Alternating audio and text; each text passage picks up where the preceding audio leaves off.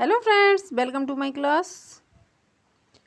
चलिए आज हम जो अपनी पॉलिटी के जो क्वेश्चन हैं, अपने संविधान से जो कितने भी क्वेश्चंस बन सकते हैं, इन सभी को आज हम डिस्कस करने वाले हैं। तो देखिए स्टार्ट करते हैं हमारी आज की क्लास को। आई होप आपको हमारी क्लास पसंद आएगी। प्लीज़ वीडियो को लाइक कीजिए, कमेंट कीजिए, शेयर कीजिए, सब्सक्राइब कीजिए। आगे की चलिए स्टार्ट करते हैं। भारत में ईस्ट इंडिया कंपनी की स्थापना कब हुई थी? तो आप लोग भी जानते होंगे भारत में जो ईस्ट इंडिया कंपनी है इसकी स्थापना कब हुई थी? 1600 ईस्वी में हुई थी। जो ईस्ट इंडिया कंपनी थी वो सर्वप्रथम जहांगीर के दरबार में आए थे, लेकिन जहांगीर ने व्यापार करने की अनुमति नहीं दी थी। तो उस समय दो अंग्रेज अधिकारी थे, उनका क्या नाम था? कैप्टन हॉकिंस, और दूसरे का नाम क्या था? Thomas Roe. ये दो अंग्रेज अधिकारी थे और ये जहांगीर के दरबार में आते हैं, लेकिन इनको अनुमति नहीं दी जाती है। उसके बाद में ये क्या करते हैं, उन्हें अपने यूरोप जाते हैं और वहाँ जाकर के मदिरा लेकर के आते हैं और जहांगीर के दरबार में पेश करते हैं। तब वो उनको जो जहांगीर हैं वो अनुमति दे देते हैं। तो भारत में जब सर्वप्रथम ईस्ट इंडिया कंपनी की स्थापना है वो हमारी 1600 ईस्वी में होती है। और पहली फैक्ट्री कहाँ पर स्थापित की गई थी? 1605 ईस्वी में सूरत में। कहाँ पर? पहली फैक्ट्री सूरत में स्थापित की गई थी। किसके समय में? औरंगजेब के समय में। इसके मुगल सम्राट था औरंगजेब, उसके समय पर पहली फैक्ट्री स्थापित की गई थी। आगे का क्वेश्चन देखिए। भारत में ईस्ट इंडिया कंपनी के व्यापारिक केंद्र कौन कौन से थे? जब 1605 ईस्वी में सर्वप्रथम सूरत में अपनी पहली फैक्ट्री जब स्थापित कर दी गई थी अंग्रेजों ने, तो उन्होंने अपने व्यापारिक केंद्र कौन कौन से बनाए थे? ए कलकत्ता बनाया था, बी बम्बई बनाया था, सी मद्रास बनाया था, डी उपरोक्त सभी। तो हमारा करेक्ट आंसर क्या हो जाएगा? ये तीनों ही उन्होंने अपने व्यापारिक केंद्र बनाए थे, कलकत्ता, बम्बई और मद्रास। कलकत्ता प्रेसिडेंसी, बम्बई प्रेसिडेंसी और मद्रास प्रेसिडेंसी। और इन तीनों ये क्या करते थे, इन तीनों की जो रिपोर्ट थी वो ब्रिटिश सम्राट को दी जाती थी। समझ में आया? आगे देखिए। कलकत्ता में एक सुप्रीम कोर्ट ऑफ जुडिकेचर की स्थापना हुई थी। ये कब हुई थी? ए 1774 ईस्वी में, बी 1765 ईस्वी में, सी 1785 ईस्वी में और डी 1784 ईस्वी में। तो हमारा करेक्ट आंसर क्या हो जाएगा? 1774 ईस्वी में कलकत्ता में सर्वप्रथम एक सुप्रीम कोर्ट ऑफ जुडिकेचर की स्थापना हुई थी। और इसमें कुल कितने जज थे? कुल 4 जज थे। एक तो थे मुख्य न्यायाधीश और 3 अन्य न्यायाधीश थे। समझ में आया? आगे देखिए अपना अगला क्वेश्चन। भारत में रेगुलेटिंग एक्ट की स्थापना कब हुई थी? ए 1773 ईस्वी में, बी 1885 ईस्वी में, सी 1617 ईस्वी में और डी 1722 ईस्वी में। तो हमारा करेक्ट आंसर क्या हो जाएगा? 1773 ईस्वी में रेगुलेटिंग एक्ट बनाया गया और इस एक्ट के तहत लिखित नियम बनाए गए थे। क्या बनाए गए थे? लिखित नियम। इससे पहले कोई भी लिखित नियम नहीं था, बस बोल देते थे वो ही नियम हो जाता था। लेकिन भारत में रेगुलेटिंग एक्ट के लगने के बाद में सारे जो नियम थे वो लिखित रूप में बनाए गए थे। और जो कलकत्ता प्रेसिडेंसी के गवर्नर थे उनको गवर्नर जनरल कहा जाने लगा। और बम्बई प्रेसिडेंसी और मद्रास प्रेसिडेंसी जो हमने आपको अभी बताई थी, उनके गवर्नर अपना रिपोर्ट कार्ड गवर्नर जनरल को देते थे और गवर्नर जनरल उस रिपोर्ट कार्ड को ब्रिटिश सम्राट को देते थे। इसी जो रेगुलेटिंग एक्ट है इसके तहत कंपनी के जो कर्मचारी थे उनको बिना लाइसेंस व्यापार करने पर रोक लगा दी गई थी। समझ में आ गया? आगे देखिए अपना अगला क्वेश्चन। इलाहाबाद हाई कोर्ट की स्थापना कब की गई थी? जो इलाहाबाद हाई कोर्ट है वर्तमान में, उसकी स्थापना कब की गई थी? ए 1765 ईस्वी में, बी 1866 ईस्वी में, सी 1785 ईस्वी में और डी 1857 ईस्वी में। तो हमारा करेक्ट आंसर क्या हो जाएगा? 1866 ईस्वी में इलाहाबाद हाई कोर्ट बनाया गया। आगे देखिए, स्वराज्य विधेयक की मांग किसके द्वारा की गई थी? ए बाल गंगाधर तिलक, बी बंकिम चंद्र चटर्जी, सी सुभाष चंद्र बोस और डी चार्ल्स वुड। तो हमारा करेक्ट आंसर क्या हो जाएगा? अगर हम बात करें विधेयक, ये जो विधेयक है इसकी मांग की थी सर्वप्रथम तिलक के द्वारा। किसके द्वारा? बाल गंगाधर तिलक के द्वारा इसकी मांग की गई थी। अगर स्वराज्य शब्द आ जाए तो स्वराज्य शब्द सर्वप्रथम किसने दिया था? दयानंद सरस्वती जी ने। समझ में आया? आगे देखिए, रॉलेट एक्ट भारत कब आया था? जो रॉलेट एक्ट था ये भारत कब आया था? 1918 ईस्वी में, बी 1919 ईस्वी में, सी 1920 ईस्वी में, डी 1922 ईस्वी में। तो हमारा करेक्ट आंसर क्या हो जाएगा? 1919 ईस्वी में। जो रॉलेट एक्ट है ये जलियांवाला बाग हत्याकांड के विरोध में जो रॉलेट एक्ट है ये भारत में आया था, गिरफ्तार विरोधी। समझ में आया? अगला देखिए, लाहौर अधिवेशन कब हुआ था? ए 15 जनवरी, बी 26 जनवरी, सी 24 जनवरी और डी 14 जनवरी और डी 24 जनवरी। तो हमारा करेक्ट आंसर क्या हो जाएगा? 26 जनवरी। जो लाहौर अधिवेशन है ये हमारा 1927 में, 26 जनवरी 1927 ईस्वी को लाहौर अधिवेशन कौन सी नदी के तट पर हुआ था? रावी नदी के। कौन सी नदी? रावी नदी के तट पर। इसके अध्यक्ष कौन थे? पंडित जवाहरलाल नेहरू। जवाहरलाल नेहरू थे। और इसमें यह निर्णय लिया गया था कि 26 जनवरी को प्रतिवर्ष स्वाधीनता दिवस मनाएंगे। समझ में आया? आगे देखिए, दांडी मार्च कब शुरू हुआ था? तो हमारा जो दांडी मार्च है ये सर्वप्रथम कब शुरू हुआ था? ए 12 मार्च 1930 ईस्वी को, बी 14 मार्च 1930 ईस्वी को, सी 16 मार्च 1930 ईस्वी को और डी 15 मार्च 1930 ईस्वी को। तो हमारा करेक्ट आंसर क्या हो जाएगा? 12 मार्च 1930 ईस्वी को जो दांडी मार्च है ये प्रारंभ किया गया था। किसके द्वारा? गांधी जी के द्वारा। आगे देखिए, क्रिप्स प्रस्ताव भारत कब आया था? क्रिप्स प्रस्ताव भारत कब आया था? ए 23 मार्च 1942 को, बी 22 मार्च 1942 को, सी 24 मार्च 1942 को, डी 21 मार्च 1942 को। तो हमारा करेक्ट आंसर क्या हो जाएगा? 23 मार्च 1942 ईस्वी को क्रिप्स प्रस्ताव भारत आया था, जिसमें भारत को आज़ादी देने की बात तो किसी में भी नहीं कही गई थी, सिर्फ डोमिनियन स्टेट का दर्जा दिए जाने की बात कही गई थी। जितने भी हमारे प्रस्ताव भारत में आए थे अंग्रेजों के द्वारा उन सभी में एक डोमिनियन स्टेट का दर्जा दिए जाने की बात की गई थी, यानी कि एक परिसंघात्मक राज्य बनाने की बात कही गई थी।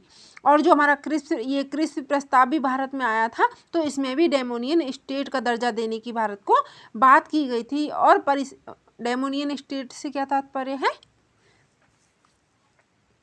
परिसंघात्मक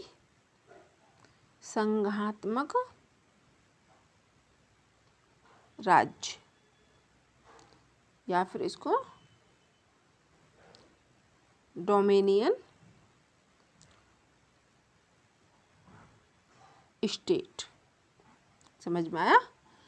द्वितीय विश्व युद्ध के बाद भारतीय संविधान का निर्माण होगा, लेकिन उनको जो भारत है इसको डोमिनियन स्टेट का दर्जा ही दिया जाएगा। तो गांधी जी ने इस क्रिप्स प्रस्ताव को क्या कहा था? पोस्ट डेटेड चेक कहा था। कई बार एग्जाम में पूछा गया है पोस्ट डेटेड चेक किसके द्वारा कहा गया था? गांधी जी के द्वारा कहा गया था। कौन से प्रस्ताव को? क्रिप्स प्रस्ताव को। भारत में कब आया था? 23 मार्च 1942 को भारत में आया था। आई होप आपको क्लियर हो गया होगा। आगे देखिए, भारत छोड़ो आंदोलन कब प्रारंभ हुआ था? ए 1942 में, बी 1943 में, सी 1944 में, डी 1945 में। तो हमारा करेक्ट आंसर क्या हो जाएगा? भारत छोड़ो आंदोलन कब प्रारंभ हुआ था? 1942 को। 14 जुलाई 1942 को वर्धा में कांग्रेस की कार्य समिति में की जो बैठक हुई थी उसमें यह प्रस्ताव लाया गया था और 8 अगस्त 1942 को बम्बई के ग्वालियर टैंक मैदान में अबुल कलाम की अध्यक्षता में यह जो प्रस्ताव है ये लाया गया था। समझ में आया? प्रारंभ कब से हुआ था? 9 अगस्त 1942 से ये प्रारंभ हो गया था। समझ में आया? आगे देखिए, कैबिनेट मिशन में कुल कितने व्यक्ति शामिल थे? ए 4 व्यक्ति, बी 3 व्यक्ति, सी 2 व्यक्ति, डी 1 व्यक्ति। तो जो कैबिनेट मिशन है ये भारत में कब आया था? 1946 में आया था और इसमें कुल कितने व्यक्ति शामिल थे? तो इसमें कुल 3 व्यक्ति शामिल थे। अगर उनके नाम भी अगर आप लिखना चाहो तो लिख सकते हो। Lord Pethick Lawrence, Pethick Lawrence. दूसरे कौन थे? Stafford Cripps, sir Stafford Cripps. और तीसरे कौन थे? A V Alexander, A V Alexander. इस प्रकार से 3 व्यक्ति थे कैबिनेट मिशन में। अगला क्वेश्चन देखिए, संविधान सभा में कुल कितने सदस्यों ने भाग लिया था? तो ए 389, बी 224, सी 480 और डी 326। तो हमारा करेक्ट आंसर क्या हो जाएगा?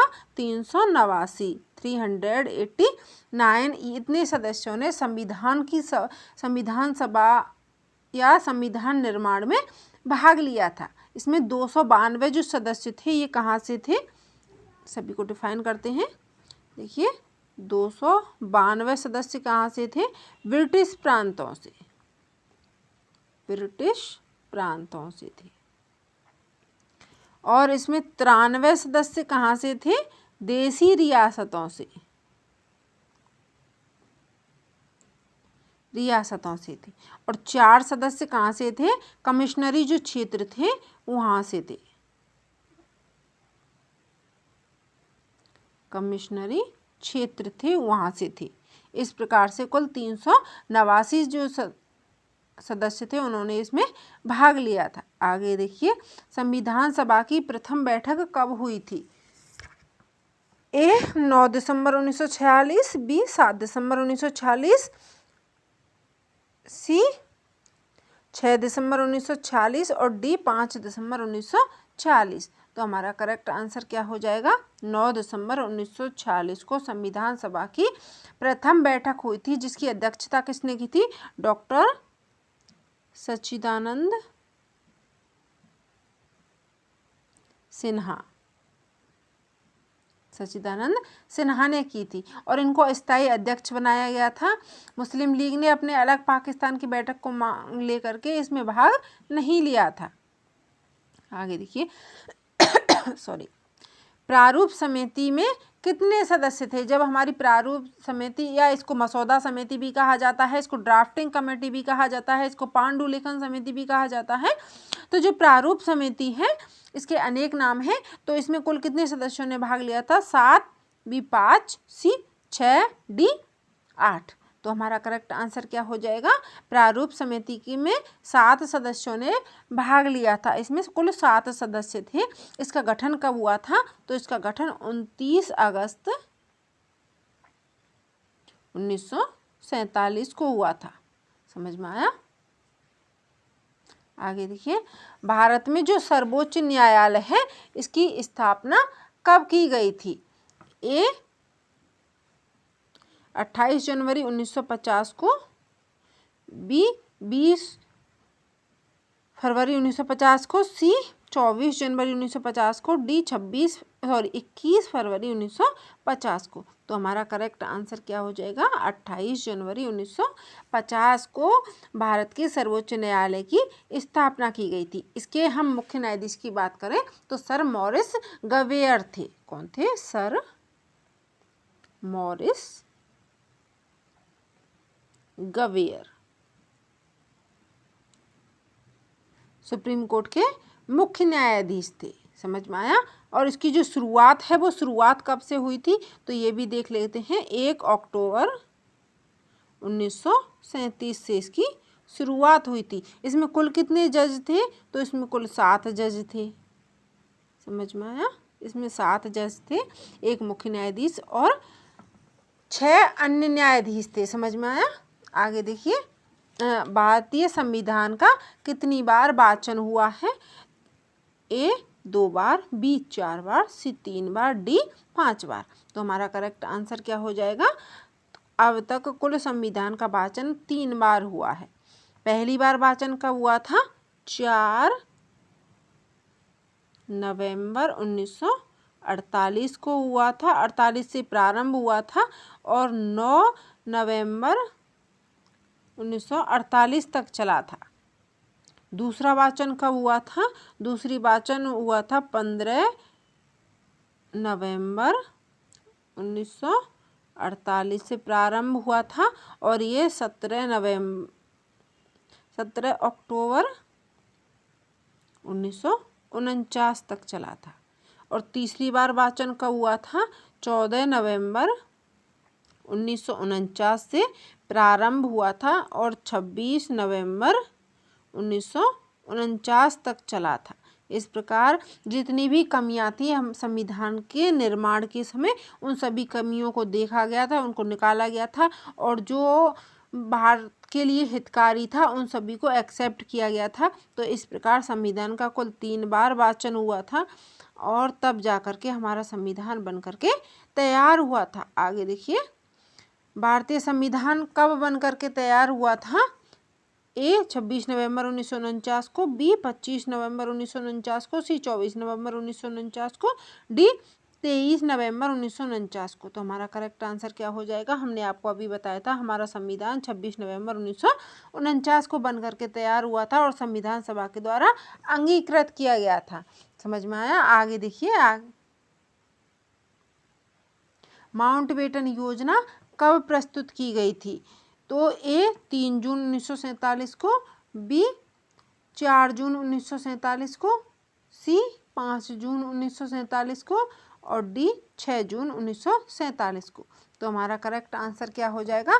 4 जून 1947 को जो माउंटबेटन योजना है ब्रिटिश संसद में पेश की गई थी और 15 जुलाई 1947 को ब्रिटिश संसद में ये पारित किया गया था और 18 जुलाई 1947 को ब्रिटिश सम्राट ने अनुमति प्राप्त हुई थी, मीन्स अनुमति दे दी गई थी। उस समय जो पीएम थे वो कौन थे? ये मेन है। ब्रिटिश के पीएम कौन थे जब हमारा देश आज़ाद हुआ था? यानी ब्रिटेन के पीएम कौन थे? क्लीमेंट एटली।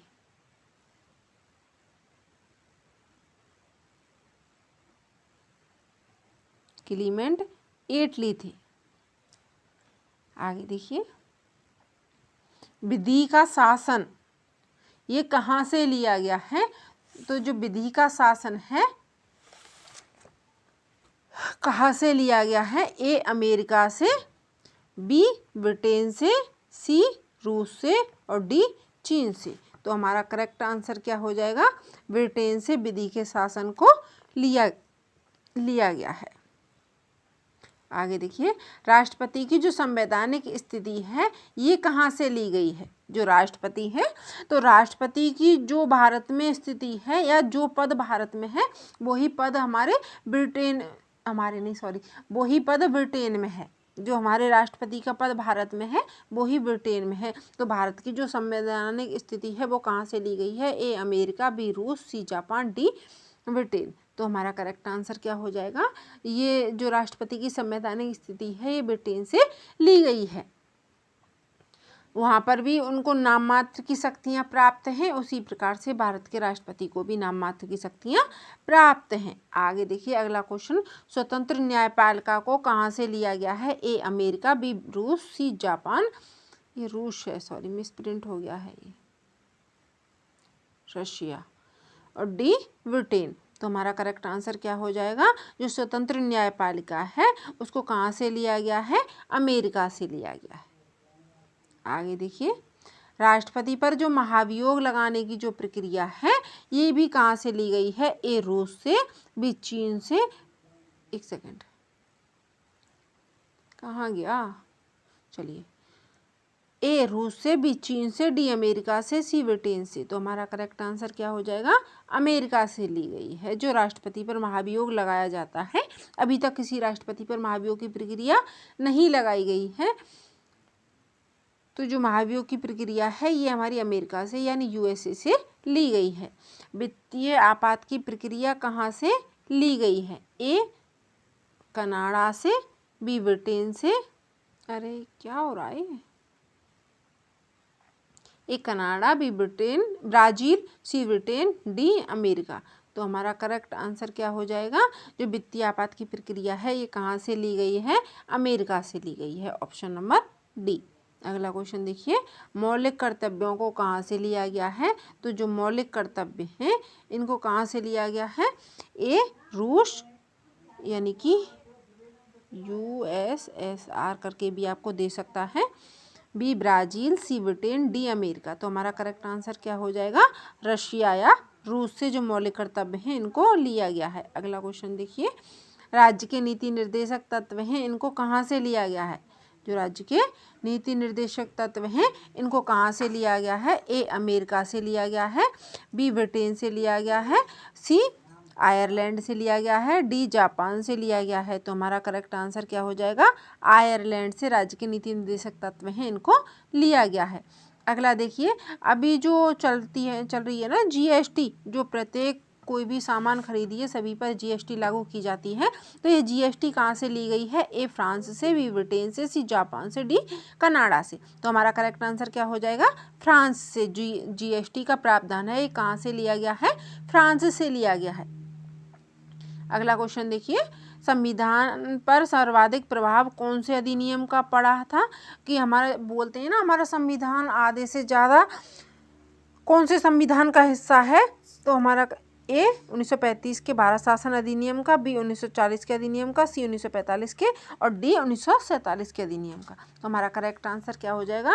1935 के भारत शासन अधिनियम का सर्वाधिक प्रभाव पड़ा है हमारे संविधान पर। समझ में आया? अगला क्वेश्चन देखिए, संविधान निर्माण में कितना खर्चा आया था? ए 64 लाख, बी 80 लाख, सी 60 लाख, डी 75 लाख। तो हमारा करेक्ट आंसर क्या हो जाएगा? 64 लाख रुपए संविधान के निर्माण में खर्चा आया था। बनकर के कब तैयार हुआ था? 2 वर्ष 11 माह और 18 दिन में ये बनकर के तैयार हुआ था। समझ में आया? आगे देखिए अपना अंतिम क्वेश्चन, विधि दिवस प्रतिवर्ष कब मनाया जाता है? जो विधि दिवस है ये कब मनाया जाता है? तो ए 24 नवंबर को, बी 25 नवंबर को, सी 26 नवंबर को, और डी 27 नवंबर को। तो हमारा करेक्ट आंसर क्या हो जाएगा? 26 नवंबर को प्रतिवर्ष विधि दिवस मनाने की बात कही गई थी और प्रतिवर्ष मनाया भी जाता है विधि दिवस 26 नवंबर को। तो आई होप आपको हमारी क्लास पसंद आई होगी फ्रेंड्स। आगे की क्लास में इससे आगे कंटिन्यू करेंगे। Thanks for watching this class. Thank you, धन्यवाद।